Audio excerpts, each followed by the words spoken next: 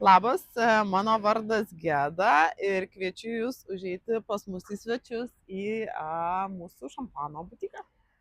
Tai labas, Labas. Geda. Susirinkom mes čia, atėjom į svečius, ačiū už pakvietimą ir norim šiek tiek pakalbėti apie šampaną ir apie tą ypatingą vietą Palangoje, įsikūrusius šampano namus, 1000 burbuliukų, 1000 bubbles. Tai papasakok, iš kur čia ta idėja atsirado, kaip čia dabar tas šampanas į Palangą atkeliavo? Idėja atsirado per dažnai apsilankius Šampanės regione. Tai iš tikrųjų, man atrodo, 22 metais mes pirmą kartą nuvažiavom į Šampanę ir nuo to laiko Šampanas mus pakerėjo ir važiavom dar ir dar ir dar. Ir pamačius šampano tikrumą, autentiškumą, tų žmonių, kurie gamina šampaną, atsidavimą, man pati idėja labai užbūrė, labai pakerėjo, ta idėja labai apie mane ir taip Aistra, materializavosi. Visą kultūrą turbūt, ar ne, šampano vartojimo. Jo, aš esu šiaip mano pomėgiai yra gastronomija. Man labai patinka ragauti, man labai patinka analizuoti skonius, derinti. Man labai patinka derinti, galimybių sukurti kažką labai labai įdomaus. Ir be galo įdomu analizuoti. Tu ragaudamas šampaną kiekvieną kartą kažką naujo surandi. Kažką įdomaus, kažką pajauti vienaip, kažką pajauti kitaip. Tada pradedi derinti šampaną su maistu ir taip begalės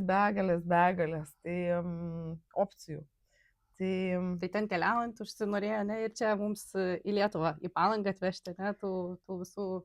Jo, labai sunku taip trumpai apsakyti, bet norėjosi atvežti ne tiek šampaną, kiek norėjosi atvežti jausmą. Jausmą, koks jausmas yra pačioj šampaniai, koks jausmas yra lankant šampano gamintojus, kaip žiūrint jų akis, kaip dega jų akis, kaip jie daug iš tikrųjų, kaip myli jie savo darbą ir tokį labai labai sunkų darbą ir tokį rizikingą atrodo darbą. Ir šampanas mes visada taip atrodo, kad čia toks prabangos dalykas ir čia toks labai paprastai pagaminamas, bet ne, šampano kelias tai prasideda lauke, ten, kur auga vynuogynai ir jis prasideda tai iš principo nuo vynogės, tai šampano namų valdytojas arba šampano namai pirmiausiai turi sugebėti užauginti labai labai gerą vynogę, kad galėtų pagaminti labai labai gerą šampaną. Jo, ir dar turi būti ir sąlygos, ir dievai turi padėti, ne, ir geras derlius, ir pakankamai ir šalčio, ir šilumos, ir saulės, ir pavėsio. Taip. Tai čia be galo daug faktorių, kur tu turi suvaldyti. Tai vienas dalykas, ta ūkinė dalis, kurią tu turi suvaldyti, o kita dalis tai yra paties šampano meistrystė. Sukurti šampaną, sugalvoti jo receptą, kaip aš vadinu, ir tą šampaną paguldyti į rūsį ir paskui tik tai po daug metų patikrinti, kas gavosi, ar tikrai gavosi tai, ką tu planavai, tą, ką tu turėjai minty. Tai čia daug magijos. Ką pati tu sužinojai apie save naujo, darydama, kurdama šitą verslą? Būna, atrodo, pradedi su vienomis mintimis, kaip dažnai su verslais būna, pradedu su viena mintima, neturiu įsivaizdavimo, kaip čia viskas bus, iki kol aš išauginsiu verslą, o, nežinau, praėjus kiek metų, supranti, kad gavosi visiškai kitaip ir daug dalykų naujų apie save sužinai. Labai daug mokausi naujų dalykų, labai daug atrandu naujų dalykų, labai save daug kur nustebinu, kad gal gaunasi, kažkaip tai tas toks tikėjimas, darimas ir jis vis tiek pagamina labai gražų rezultatą. Tai man apskritai, Thousand Bubbles veikia jau metus ir nepaisant to, kad tai buvo labai sunkus metai, tokie labai didelio Testavimo. vidinio perversmo testavimo metai, bet vis tiek aš jaučiuosi labai smarkiai paauginus savo asmenybę. Ir aš turiu tam tikrą įsivaizdavimą, kaip aš norėčiau dėliot save kaip asmenį. Ir man žaviausia tikriausiai visam šitam kely, kad aš ryžausi eiti ir kad aš darau, kad net jeigu ir bijau, nes taip visokių būna situacijų, bet aš vis tiek išdrįstu. Tai aš nežinau, kiekvieną dieną mokausi ir daug labai per asmeninio tokio tobulėjimo prizmę. Nes aš kaip suprantu, ankstesnės visas veiklos niekuo nebuvo susiję, nei su šampanu, nei su prekyba, nei su FMCG sektoriu, niekas nebuvo susiję. Čia man tai visiškai nemenkas iššūkis. Taip, visiškai naujas sritis ir sritis nauja ir, kaip ir sakiau, kodėl aš pradėjau apskritai visą šitą dalyką, nes aš norėjau kurti. Ir man atrodo, kad kūryba tai yra aš. Ir aš esu apie kūrybą ir man norisi kurti pojūčius, man norisi kurti patirtį ir aš nenoriu būti tiesiog šampano parduotuvė, aš noriu, kad čia žmonės atėję atrastų, surastų, pasikalbėtų, pasidalintų. Tai va tokia ta mano vizija. Kalbant apie kūrybą ir ką čia galima nuveikti šampano namuose, tai kokios čia veiklos vyksta, ką jūs veikiat čia? Tai pirmiausia, tai mes pristatom mažuosius šampano gamintojus. Mes pristatom nuostabius, autentiškus šampanus. Mes galim papasakot apie kiekvieną iš šitų šampanų, kuo jis yra ypatingas. Nes šampanas mūsų lentynoje atsiduria tik tai tada, kai mes jį patys paragaujam ir kai tas šampanas mums patinka. Tai tikriausiai nerasit dabartinę mūsų asortimente nei vieno butelio šampano, kuris čia atsidūrė tiesiog. Kalbam apie šampaną degustacijų formatu. Čia galim šampaną ragauti, galim susipažinti su šampano skoniais, su šampano gamyba, apskritai su šampano kaip gėrimo, tuo magija, kodėl jisai toks ypatingas. Ar važiuojate kitur, į kitas įmonės, restoranus, į šventes, irgi su degustacija pažintinė? Taip. Kokios šventės, kokių švenčių metu dažniausiai žmonės degustuoja šampaną? Labai įvairiai, tai gali būti gimtadieniai, gali būti vestuvės, gali būti tiesiog įmonės vakarėlis. Tai šampanas yra skirtas švęsti gyvenimą. Tai tada, kai žmonės švenčia gyvenimą, tada ragauja šampaną. Gali būti tai ir kiekvieną dieną. Gali būti. Beje, ar žinojate, kad šampano voniai pripildyti reikia maždaug 600 butelių šampano? Klausimas Gedai, ar kas nors buvo pasiteiravę, kad, nežinau, ar galėtumėt pripildyti vonę šampano ir savo, nežinau, mylimą žmogų damą nustebinti to? Neteko, bet šampaną reikia gerti atšaldytą. Taip pat nežinau, čia reikėtų tokio ekstremalių pojūčių mėgėjo maudyti šampano vonioje tikriausiai. Nu ir klausimas šiaip turbūt koks feelingas būtų išsiburbuliavus burbuliukam, likti aplipus tokiu lipniu gana gėrimu. Gali būti ir taip, plus vis tiek šampanas turi pakankamai daug rūgšties, tai rūgštis irgi tą tokį graužimą šiek tiek turėtų pojūtį sukelt. Jo, tai idėja graži, bet praktiškai turbūt nelabai įgyvendinama, ne? Manyčiau, jo. Taip. E, Dar iš tokių klausimų papasakok, galbūt kas tokio netikėčiausio per šitos metus, kada jau vykdote veiklą, yra nutikę, gal turi pasidalinti kokią įdomią istoriją susijusi su, nežinau, klientų, butelių, gamintojų, galbūt yra ką prisiminti ir ką papasakot.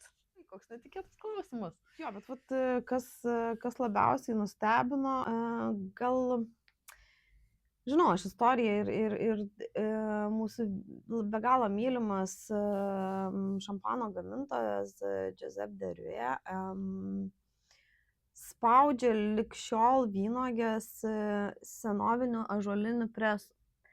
Presas yra įtrauktas į UNESCO paveldą kaip pats seniausias presas, taip, lig šiol naudojamas.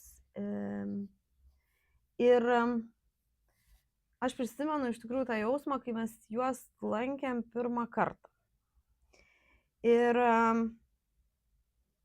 kaip pirmas vis dėlto įspūdis nekoreliuoja su tuo, ką mes matom.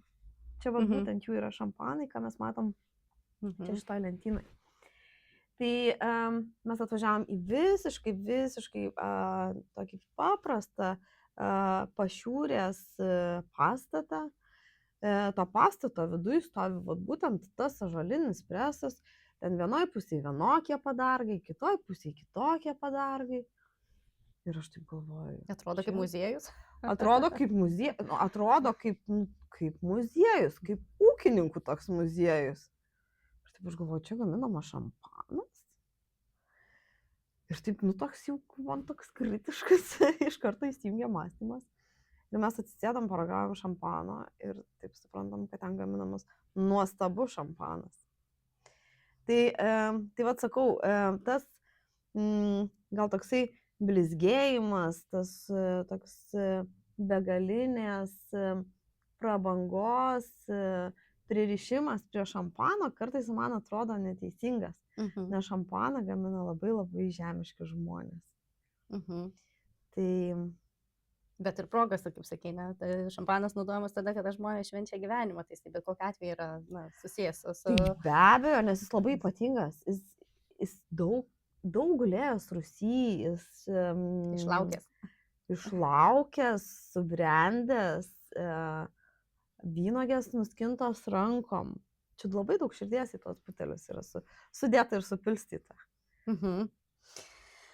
Kokias 3 dažniausias klaidas galėtum įvardinti, ką žmonės daro, kas yra susijęs su šampanu? Klaida numeris 1. Bet kokį putojantį vyną vadinti šampanu. Klaida numeris 2.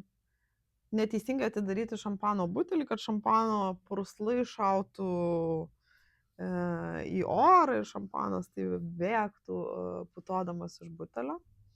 Faktas, šampano butelys, kada atidaromas, kamštis lekia 64 km/h greičiu. Taip, teisingai. Tai pavojinga iš tikrųjų yra ir man rodos kažkur skaičiau faktą, kad šampano kamštis sužeidžia daugiau žmonių, tokiu atveju yra daugiau negu žmonių nukentėjusių nuo voro įkandimo. Apie 5 žmonės per metus patiria akies traumą. Va, kiek aš čia skaičių prisitraukiau. Tai iš tikrųjų teisingas būdas atidarinėjant, aš kiek žinau, kad kažkaip tai yra laikomas kamštis, o butelys yra sukiojamas. Kaip reikia taisyklingai atidarinėti, kad neiššvaistyti ir šampano, ir savo akies traumas. Jo, tai pirmiausia, kad suvaldytumėm slėgį, tai butelį privaloma atšaldyti iki tinkamos temperatūros. Kai butelis jau yra atšaldomas ir kai jūs nuimat foliją, po foliją rasit metalinį narvelį.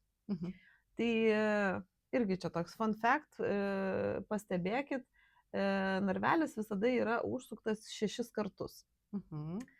Tai atsukus butelio narvelį, jūsų pirštas jau turi atsidurti ant Kamščio viršaus. kamščio ir ten jis neturėtų Nu jo, atsitraukti. niekaip. Ir taip teisingai sakai, tuomet, kai jau mes atlaisvinam narvelį, tai skirtingai galima su atlaisvintų narveliu arba su nuimtų narveliu tiesiog yra sukama butelio apačia, o kamštis yra laikomas ir po truputį išjudinamas ir daromas. Kas šiame versle tau patinka labiausiai? Ir kas yra iš tikrųjų sunkiausia? Tai pradėkime nuo labiausiai. Man labiausiai, aš jau čia savo žavesį šampano gamintojams išsakiau ir man čia ir yra įdomiausia dalis bendrauti su šampano gamintojais. O kas yra sunkiausia? Sunkiausia yra prieiti prie klientų ir papasakoti, ką mes čia turim. Nes man labai patinka žmonėms rodyti asmeninį dėmesį. Man labai patinka įsiklausyti į jų pomėgius. Man labai patinka, kai aš galiu pagal jų išsakomas mintis parinkti tą šampaną, kurį ragaudami, jie sako, wow, kaip jūs žinojot. Tai va. Most rewarding, ne? Jo, Dalis yra jo. teikianti daugiausia pasitenkinimo. Papasakok dar savo galbūt svajonę susijusią su šampano namais, kuo svajoja tapti tas 1000 burbuliukų ateityje, sako, kuo būsi, kai užaugsi, tai vat kuo nori tapti burbuliukai, kada užaugs. Tai ta mintis paslėpta mūsų pavadinime, tai ne taip ir slaptai ir ne veltui ten yra skaičius 1000. Tai dabar mūsų lentynoje yra apie 100 skirtingų rūšių šampanų. Klientams pasiūlyti 1000 skirtingų šampano rūšių ir daugiau, kad pas mus užsukęs žmogus surastų savo. Ir nesvarbu, ar jis yra pradinukas ir dar tik pradeda ragauti šampaną ir juo domisi. Ar jis yra... Pradinukas, ne moksleivis. Ne moksleivis pradinukas, jo. Šampano degustatorius pradinukas. Ar jis jau yra gurmanas ir ieškantis kažkokio įdomaus, nestandartinio, netipinio šampano. Tai va, tai norisi, kad šita vieta būtų apie šampaną visiems. O ką sako patys gamintojai apie šampaną be alkoholio? Nes čia irgi toks klausimas turbūt, ką girdėjau, sako, aš šampaną negeriu, aš apskritai alkoholio nevartoju, bet aš kiek žinau, jūs turite šampaną ir be alkoholio. Ką patys gamintojai? Ar atrado putojančią vyną? Putojančią vyną. Šampano nėra, ne? Putojantis vynas pagamintas iš tų pačių vynuogių iš principo ir iš jo yra tiesiog pašalintas alkoholis. Alkoholis yra skonio formuotojas. Tai kai yra pašalinamas alkoholis, mums jį reikia kažkuo pakeisti, kad skonis būtų paformuotas. Tai dažniausiai tai yra pakeičiama cukrum. Ir nu, vat dėja, bet tų nealkoholinių versijų, kurios būtų aromatingos, jo, ir kurios būtų aromatingos, kurios būtų pilnos iš savęs, nu, dėja, bet jų nėra. Tai, bet gal tiesiog nealkoholinės versijos nereikia lyginti su šampanu. Tai tiesiog yra visai kito profilio gėrimas ir tiek. Ačiū tau, Geda, už pakvietimą, ačiū už pasidalintą informaciją. Mes linkime jums užaugti iki to 1000 burbuliukų ir labai lauksime naujienų. Papasakok dabar, kur jūs galima rasti, kur jūs esate, kur jūsų yra parduotuvė, kur jūs esate socialiniai medijoje. Tai mūsų parduotuvė yra Palangoje, Klaipėdos plentas 49.